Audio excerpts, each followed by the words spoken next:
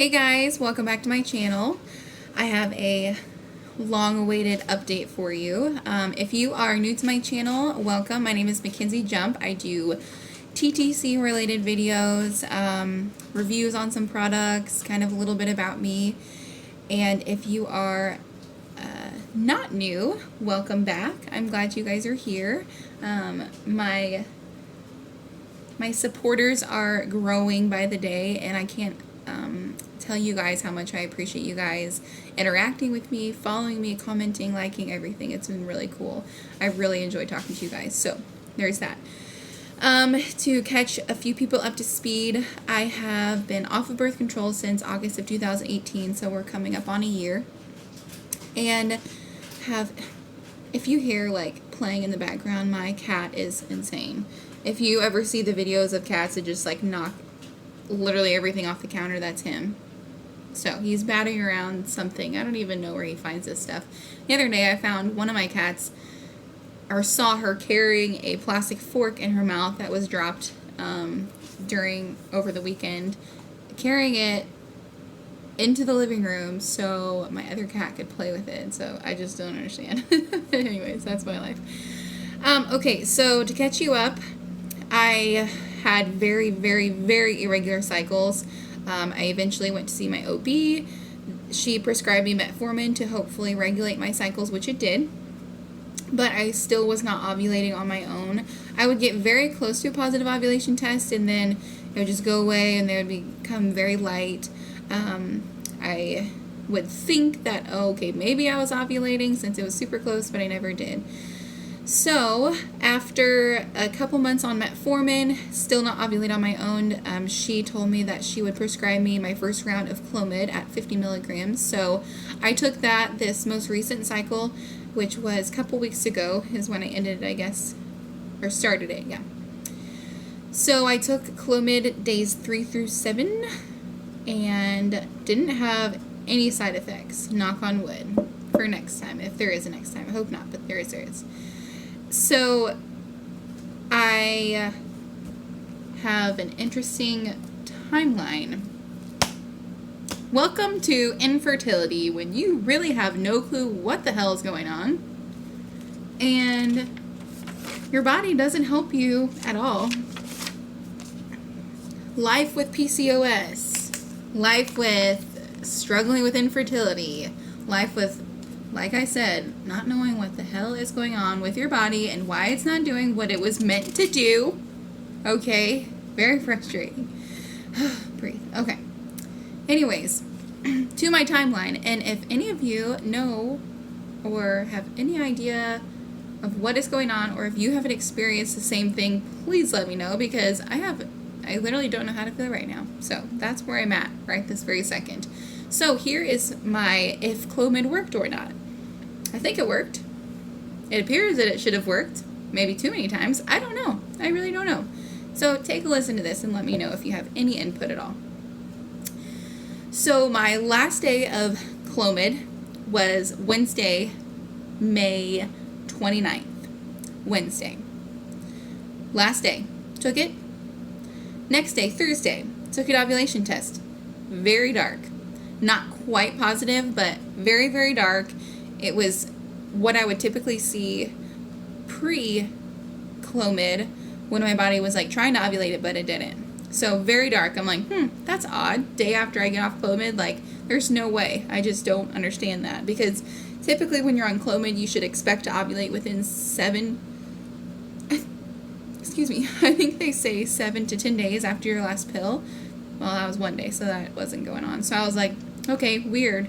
But if there's some strange chance that my body's doing something abnormal, go figure. Like, oh yeah, that's really out of the question.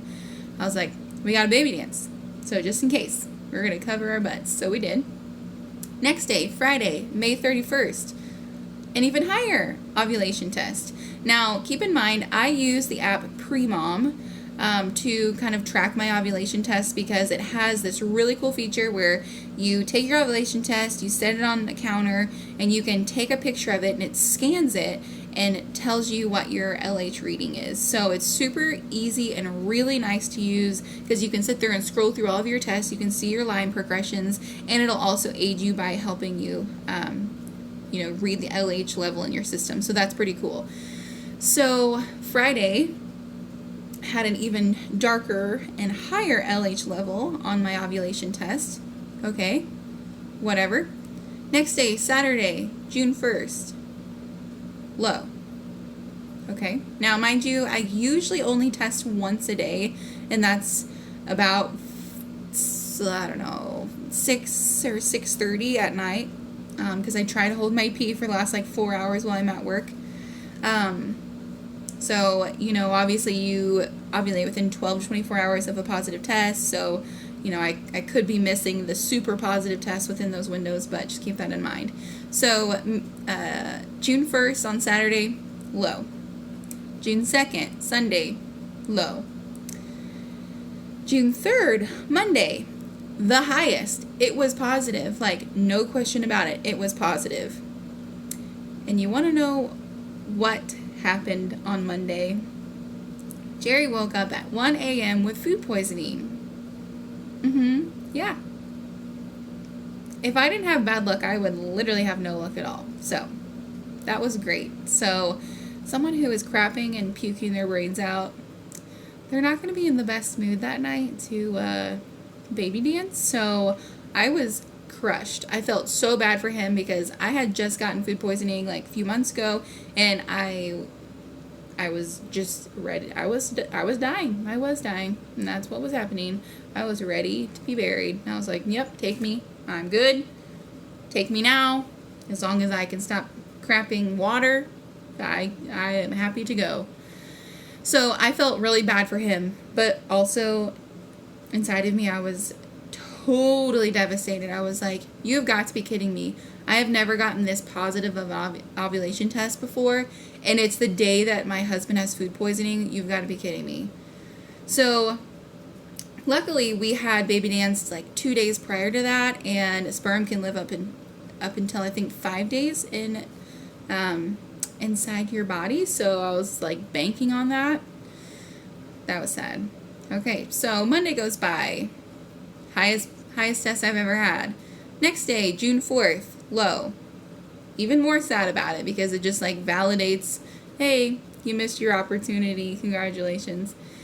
So the next day, Wednesday, June 5th, another high test. Not as high as the 3rd, but another high test. Next day, Thursday, which is a couple days ago, kind of a low test. Not super low like I normally would go to, but kind of like mid-range. Today, Friday, same kind of thing, mid-range. Like not as light as they would always go, but not like dark enough where you'd be like, oh, I'm ovulating the next couple of days. So, excuse my language, but I don't know what the fuck's going on. Like, no idea. So I could either have ovulated, let's see. I could have ovulated on May 30th, May 31st, June 3rd, or June 5th. So I could either be 8 DPO, 7 DPO, 4 DPO, or 2 DPO. I have no clue. Literally no clue. That is my life right now. Did the Clomid work? I guess. I don't know. I have no idea.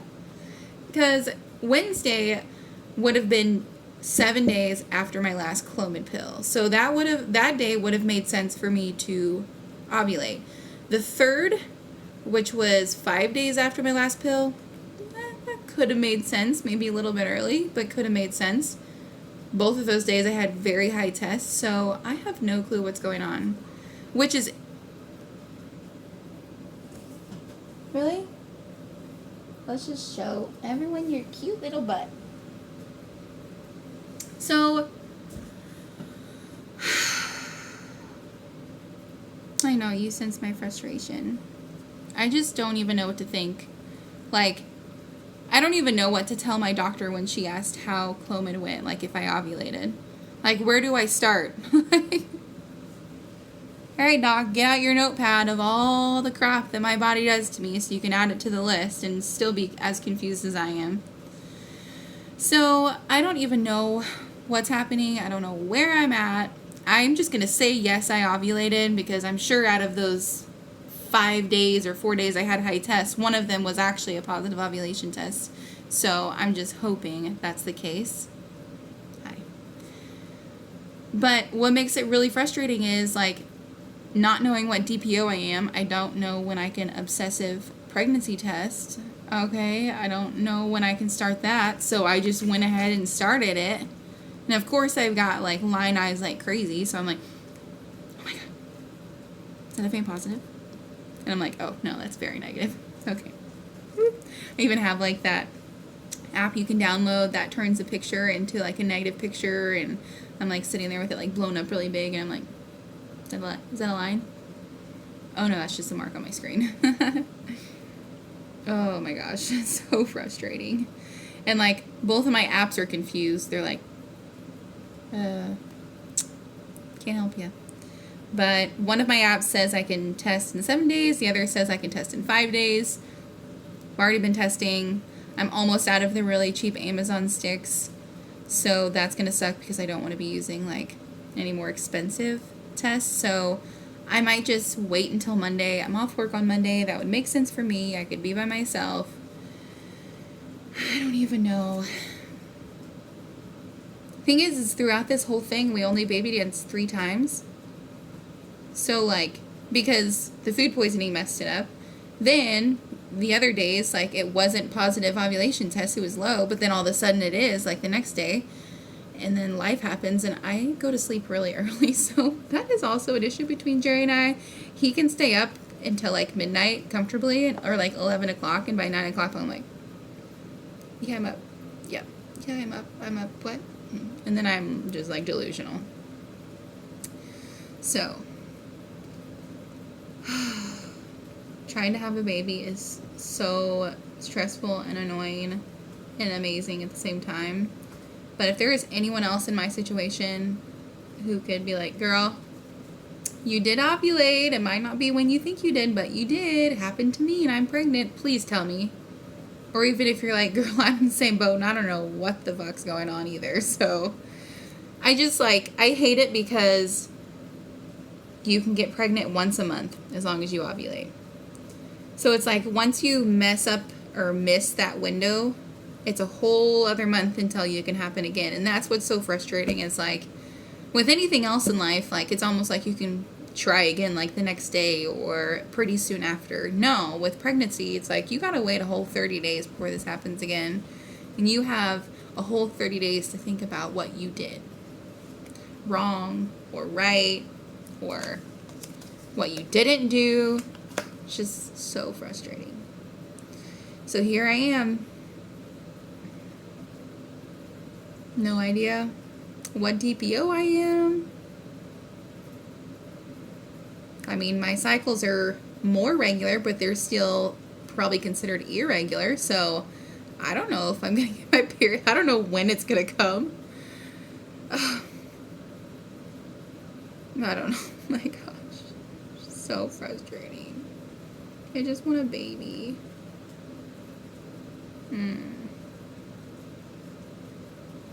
Sucks.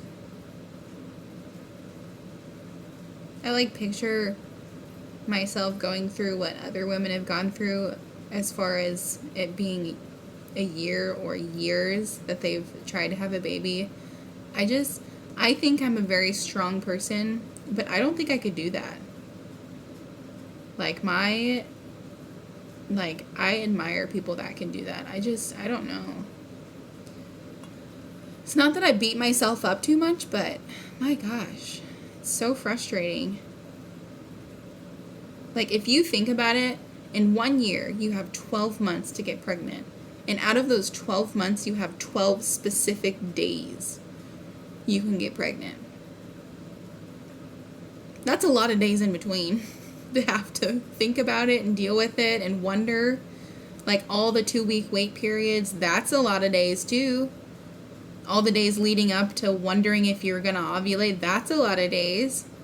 Having your period, that's a lot of days.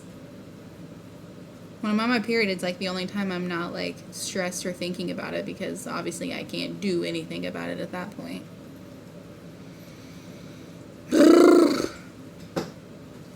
So that is where I'm at. Yep. I even tried eating pineapple core. And pineapple core, if anyone has ever ate that before, it is like, it feels like you're chewing on sticks, is what it is. Like, I'm afraid that I'm going to, or like broken glass, I feel like I'm going to get freaking shard in my, anywhere in my mouth, and it's going to like start bleeding or something. I do love pineapple though. So I obviously didn't get rid of the good part and just eat the bad part. I just like cut it down the middle and then put it into triangles so I could eat some of the good part with the bad part. So we tried that. I tried that. Okay. Yeah. Okay, anyways, I don't want to keep you guys here any longer. So that is my update. If I'm pregnant, that would be incredible. Of course, you guys won't find out immediately, that's for sure. But I planned on, whether I'm pregnant or not, I planned on doing this same video for next week anyways. And probably the week after that too. So that way you guys are like, oh, she's not doing a I don't know what I'm trying to say. That way I don't like come on the vlog and say I'm not pregnant, and then you're like, oh. Or if I don't say I'm not pregnant, you guys think I'm pregnant. So I'm just not gonna say anything about it till a couple weeks from now, and I will make videos on other things. So if you want to see a video on something particular, please let me know, and I would be happy to do that. TTC related, non-TTC related, if you guys have questions just about me in general, my life, what I do, like anything like that, leave them in the comments below, or go follow me on Instagram. My Instagram name, I think, is Mackenzie JJ. My middle name is Joe. So, or just look up Mackenzie Jump. You can find me on there, and definitely feel free to DM me and ask any questions you want to. I'd be happy to answer those. So that is it for today. I appreciate all of you guys. I know this probably wasn't a very helpful video, but maybe there's some more of you guys out there that who's I don't know, experienced the same thing as me, and you can maybe give me a little comfort in this state of confusion, or it can give you comfort that I am in the same boat as you and I have no clue what's going on. And TTC sometimes is very confusing, so that's just how it goes. But I appreciate you guys. Clomid worked. Recommend it to your doctor if you haven't taken it already. I know it doesn't work for everybody, but it did for me, and I never ovulated on my own, so that's good stuff. Love you guys. Happy Friday. Thank goodness it's Friday. Oh my gosh. And that's all I've got. So, bye.